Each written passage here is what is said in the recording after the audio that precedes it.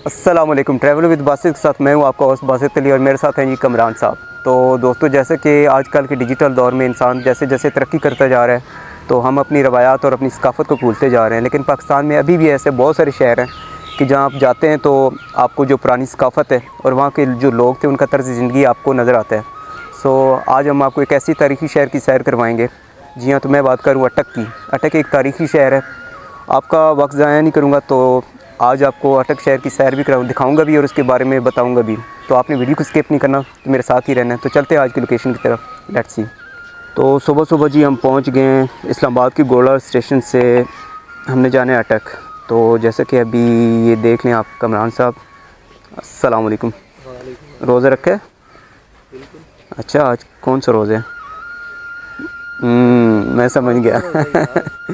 अच्छा, चलें जी, जो स्पॉट तो जाते हैं, फिर टिकट लेते हैं और उसके बाद फिर चलते हैं आज की लोकेशन की तरफ।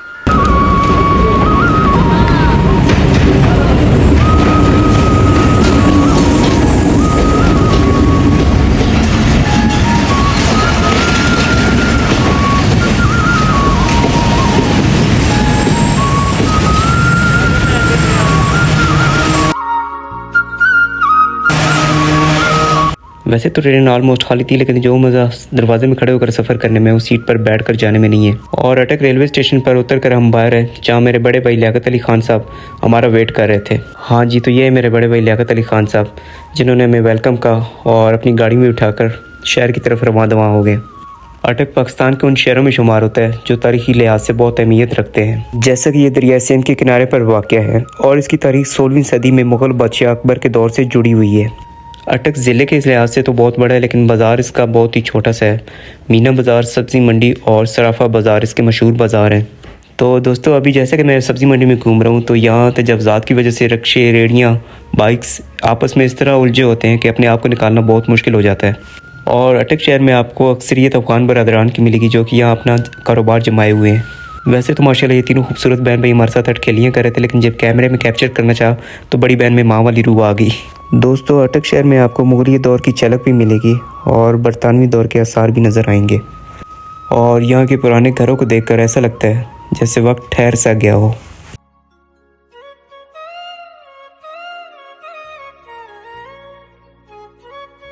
इन घरों की दीवारें, लकड़ी के खूबसूरत दरवाजे और पुरानी तर्ज की खिड़कियाँ अपने आप में एक कशिश रखती हैं। इन घरों की तामीर में ज़्यादातर सुर्ख ईंटें, लकड़ी और पत्थर का इस्तेमाल किया गया है, जो इन्हें एक मुनफरिद तारीखी अंदाज़ देता है। अगर आप कभी अटक गए हो तो इस पुरानी टैंकी वाले चौक को आपने ज़रूर देखा होगा। दोस्तों, वैसे तो मुगलिया दौर के बहुत सारे पुराने घरों को मस्मार करके वहाँ नई बिल्डिंग्स और प्लाजे खड़े कर दिए गए हैं, लेकिन अगर आप अंदरूनी शहर में आते हैं तो अभी भी आपको मुगलिया दौर के पुराने घर और बिल्डिंग्स नज़र आएंगी।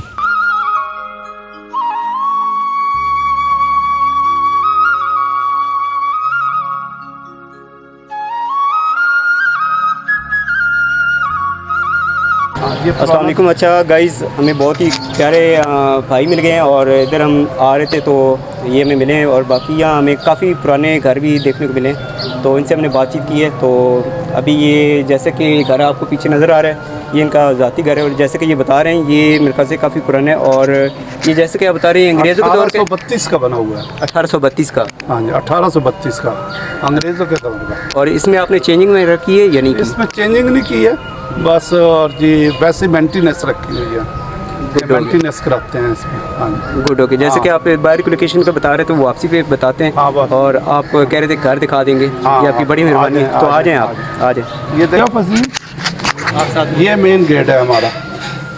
ये इस तरीके से अंदर इंटरेस्ट होते हैं कि इसे, यानी कि ये हम कहते हैं ड्योड़ी। अच्छा। हाँ, उस जो आप आजकल तो वो कहते हैं ना जी, गराज वगैरह, ये गराज नहीं होते। अच्छा, ये हमारा सैन है। माशाल्लाह माशाल्लाह, ये हमारा सैन है। ये देखें, ये सैन है, समझे? हाँ, ये सैन है। ये इसी तरीके से ये हमारी देखें सारा, ये वॉशरूम है। ये जहाँ से पौड़ियाँ हमारी चढ़ती हैं। और इसी तरीके से ये किचन है। आप इधर आ जाएं, आप हाँ, आ जाएं। ये हॉल है। हाँ, ये हॉल है हमारा बड़ा, इसके पीछे 2 कमरे हैं हमारे। अच्छा, इसके पीछे 2 कमरे। ये देखें, एक ये कमरा है, एक ये कमरा है, और ऊपर छत देखें आप, बिल्कुल लकड़ी की बनी हुई है, माशाल्लाह, सब लकड़ी की है। बड़ी बहुत अच्छे। अच्छा, इसके पीछे एक और कमरा है। हाँ, इसके साथ फिर दूसरा कमरा है। हाँ,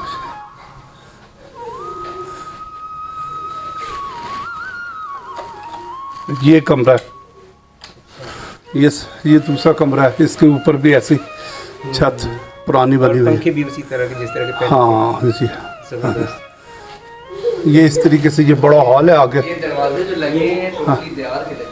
समझ, हाँ, ये दरवाजे जो जितने भी है ना, ये देखें, ये खिड़की पुराने टाइप की बनी हुई है बकायदा। ये सारी दीवार। हाँ समझ, हाँ, ये सब दीवार लगा हुआ है, ये पुराने टाइप के। ये वाली जो चीज़ है ये आपने खुद बाद में बनवाई है? ये हमने ऊपर बाद में बनवाई है। हाँ हाँ, ये बाद में बनवाई है, जो ये हमने इसमें तब्दीली की थी। ये असल में हमने यहाँ बनाया ना, अपने मुहर्रम के अयाम में हमारे आज़ा खाना बनता है। अच्छा। तो उसमें फिर बकायदा यहाँ मजालिस होती हैं। अच्छा। तो वो फिर हम यहाँ पर पूरी आज़ादारी होती। अब इसके आगे देखेंगे रोशनदान पुराने ही बिल्कुल लगे हुए हैं, उसी तरीके से। अब आप ये आ जाएं, हम लोग ये इसको कहते हैं बैठक, मगर ये आप लोग ड्राइंग रूम, इसमें ये बैठक है। अब ये देखें, इसमें कितनी खिड़कियाँ लगी हुई हैं। पहले ये कमरों में भी हमारे इसी तरीके से कहीं हमने शॉर्ट किया। अच्छा, ये सारी खिड़की हैं? ये खिड़कियाँ हैं जिसके अंदर हम, हाँ, कितना ख्याल रखा जाता है। हाँ जी, तो ये खिड़कियाँ, ये नहीं अलमारियाँ हैं ना, ये अलमारियाँ, ये खिड़कियाँ। अच्छा, वो खिड़की बाहर की साइड पर अच्छा, ये खिड़की, वो बाहर से आपको देंगे। ये देखें ना, ये अलमारियाँ हैं, ये सारी जितनी भी हैं, ठीक है। ये अलमारियाँ हैं, सब जितने, इसमें हम अपना सामान इसी तरीके से, ये पुराने टाइप की ये कानस बनी हुई है। अच्छा, समझे, हाँ, ये कानस बनी हुई है। ये उस टाइम होता था। हाँ जी, ये इसमें ये देखो ना, ये यहाँ पर गैस वगैरह, चूल्हे वगैरह चलते थे, तो सारा कुछ अंगीठी वगैरह का, अंगीठी कहते थे। हाँ जी, हाँ, इस तरीके से ये है। ये फिर हम बाहर निकलते हैं इसी तरीके से, बाहर निकल कर फिर बाहर डबल स्टोरी। हाँ, ये भी डबल स्टोरी है। अब बाहर के ये देखें ना, ये बाहर हमारा ये फेस है, ये इसी तरीके से, ये रोशनदान पुराने लगे हुए हैं, ये दरवाज़ा है, ये खिड़की है, इसी तरीके से समझ। इसी फिर हम ये चौक मुगलदा नाम है इसका। अच्छा, पुराना जो है ना, ये इसे कहते हैं चौक मुगलदा। हिस्ट्री के बारे में? हाँ, इसकी हिस्ट्री की ये 1832 का ये है। अच्छा। और इस अटक के अंदर 8 चौक हैं ऐसे बने हुए। अच्छा। जिसके अंदर ये अंग्रेज़ों ने गमी खुशी के लिए चौक छोड़े। अच्छा। कि यहाँ पर गमी खुशी हो, समझे। और पहले ये कुआं हैगा यहाँ पर, यहाँ पानी का बंदोबस्त होता था। अच्छा। समझे। और यहाँ टंकी बनी हुई थी। अच्छा। टंकी अब उखड़ गई है, यहाँ से फिर हम सब पानी की सप्लाई होती थी। अच्छा। समझिए, ये पूरा, हाँ, अच्छा। समझिए, ये सारी सप्लाई होती थी पूरा पुराने टाइम, यानी कि। और आप बता रहे थे घोड़ों के लिए कुछ? यहाँ फिर वो जी जी टांगों की खुरलियाँ बनी होती थी। अच्छा। वो आकर पानी यहाँ पिया करते थे, सब कुछ इस तरीके से। ये सब पुरानी, यानी कि ये पुराना चौक है। अटक के 8 चौक हैं, 8 चौकों में हमने अभी तक ये चौक संभाल के रखा हुआ है। यहाँ कोई तामीर नहीं होने दी। बाकी डेवलप हो गई समझ। बाकी ये है कि लोगों ने ताजावजात यानी रेड़ियाँ वगैरह खड़ी कर ली, कुछ कर ली। हमने नहीं खड़ी होने दी, कि हमने कहा कि नहीं, ये हमारा ये चौक कायम रहे। हाँ, देखने को आपको समझ। तो हाँ जी, और जैसे और अल्हम्दुलिल्लाह अब यहाँ पे हमारे जितने भी मजालिस होती हैं, जुलूस होते हैं जी, मुहर्रम के, चेलम के, वो इस चौक के अंदर होते हैं। और बाकायदा जुलूस निकलते हैं, यहाँ लंगर चलता है हमारा, समझिए सब। और पूरे 2.25 महीने हमारे जो मुहर्रम के आयाम के यहाँ प्रोग्राम होते हैं। और उसके लिए हमने ये रखा हुआ है सारा कुछ, समझिए। तो आपका शुक्रिया, थैंक यू। बहुत अच्छा लगा सर आपसे बात करके, और बहुत आपने कोऑपरेट किया। ठीक है, थैंक यू सो मच। इंशाल्लाह आपसे फिर मुलाकात होगी। ठीक है, अल्लाह हाफ़िज़। अटक के बाज़ार की पुरानी गलियां में माजी में ले जाती हैं। यहाँ पुरानी दुकानें अब भी अपनी रवायती शक्ल में कायम हैं, जहाँ लोग रोज़मर्रा की अशिया ख़रीदने आते हैं। कई दुकानें तो ऐसी हैं जो कि 100 साल से भी ज़्यादा पुरानी हैं और अब भी इसी रवायती अंदाज में काम कर रही हैं। तो दोस्तों, अंदरूनी शहर से निकलकर अब मैं आपको अटक के कुछ मशहूर और तारीख़ी मकामात दिखाऊंगा। तो सबसे पहले मैं आपको लेकर जाऊंगा बाग नीलाब, जहां पर एक दरबार बहुत ही मशहूर है। तो ये कुदरती हुस्न, तारीख़ और रूहानी अहमियत का इम्तज़ाज है। और अगर आपको कुदरती हुस्न और तारीख़ी मकामात पसंद हैं तो ये समझ लें कि ये जगह आपके लिए परफेक्ट है।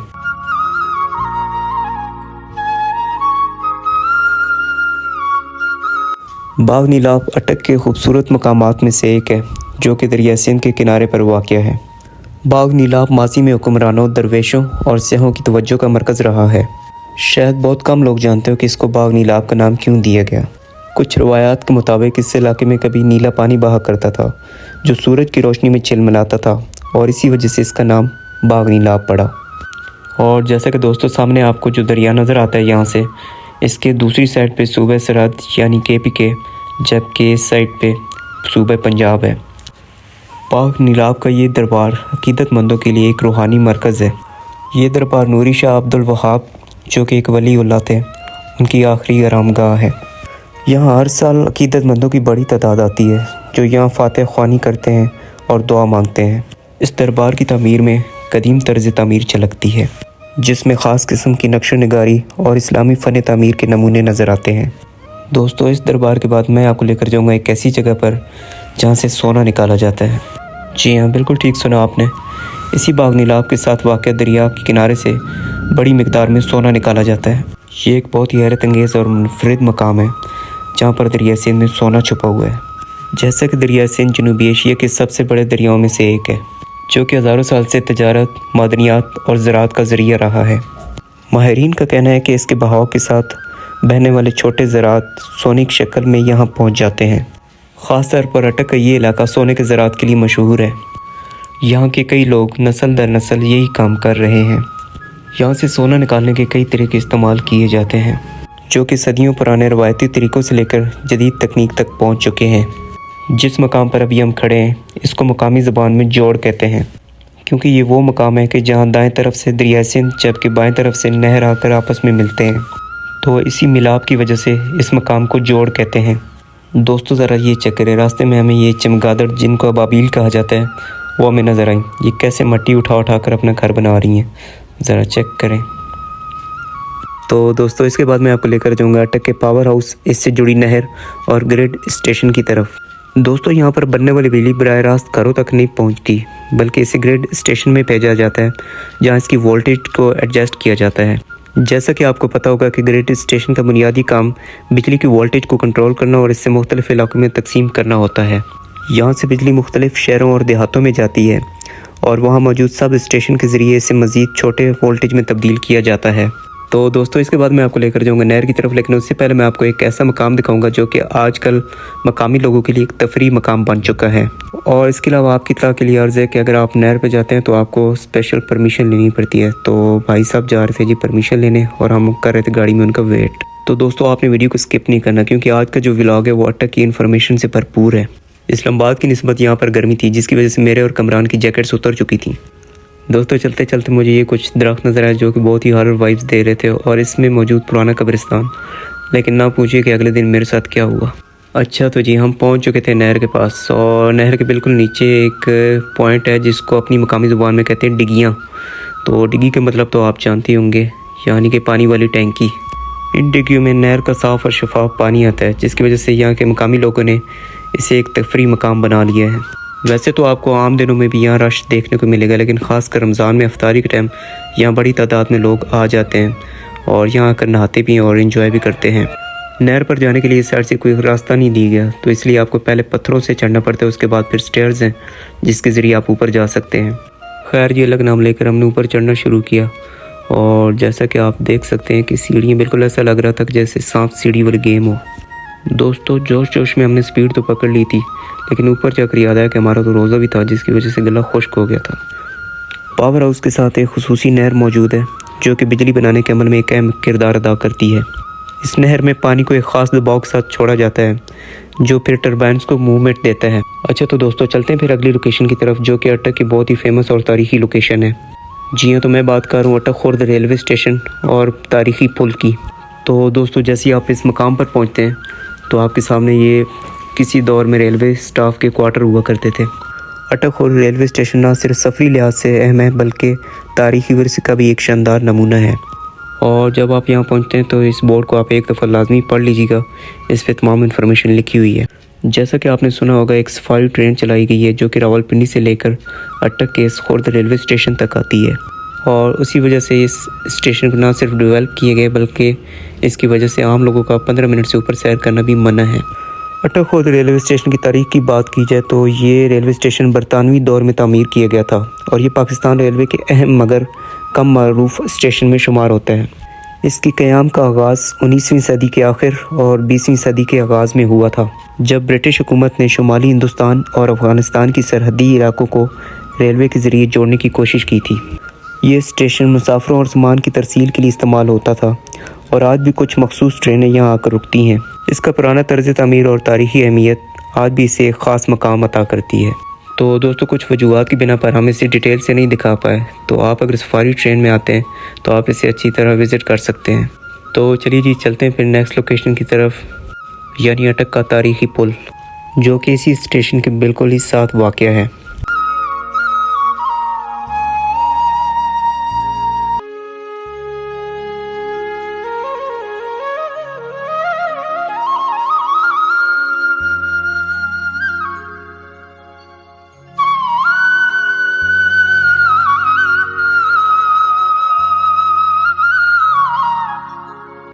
ये पुल पाकिस्तान की कदीम तरीन और सबसे ज़्यादा इस्तेमाल होने वाले पुलों में से एक है। ये पुल 1895 में बरतानवी दौर हुकूमत में बनाया गया था और रेलवे और सड़क दोनों के लिए इस्तेमाल होता था। ये पुल एक शानदार इंजीनियरिंग का शाहकार है जो कि लोहे और स्टील से तैयार किया गया है। दोस्तों, इसी पुल के बारे में बहुत सारी बातें मशहूर थीं। बताया जाता था कि बरतानवी दौर हुकूमत में एक मुसलमान ने इसे बनाया था और बताया जाता था कि ये चाबी वाला पुल है, मतलब कि हालात ख़राब होने की सूरत में ये क्लोज़ भी हो जाता था और कहा जाता था कि उस बंदे के हाथ काट दिए गए थे और चाबी को दरिया में फेंक दिया गया था, लेकिन जबकि इसका हकीकत से कोई ताल्लुक़ नहीं है। इसकी लंबाई तकरीबन 1600 फीट है और इसके नीचे दरिया सिंध पूरी शान शौकत से बहता है। ब्रिज और ये इस साइड पे KPK, जबकि सरहद पुराना सरहद और अभी का KPK, और इस साइड पे है जी पंजाब, ये वाली साइड है पंजाब। और माशाल्लाह जो KPK वाले थे उन्होंने अपना ये जो इवन कि एक्सपायर हो गया था तो अभी इस पे गाड़ियाँ मना है, पैदल आप जा सकते हैं, लेकिन उसके बावजूद जो KPK वाले थे उन्होंने इधर ये चेक कर अपना रोड बना दिया है उसके बावजूद भी। जबकि हमारे जो पंजाब वाले हैं उन भाई ने बोला कि हमने गुजारा करना है, चलें ये चेक करें।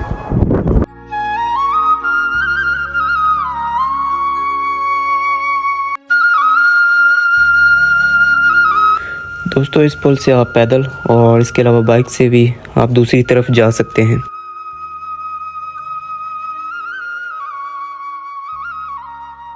दोस्तों, किसी दौर में पंजाब से सरहद जाने के लिए ये वाला पुल वाहिद रूट था, लेकिन अभी कुछ जदीद रूट्स दे दिए गए हैं। अब जबकि गाड़ियों के लिए तो रास्ता बंद कर दिया गया है, लेकिन KPK और पेशावर जाने वाली ट्रेन अभी भी इसके ऊपर से गुजर कर जाती है।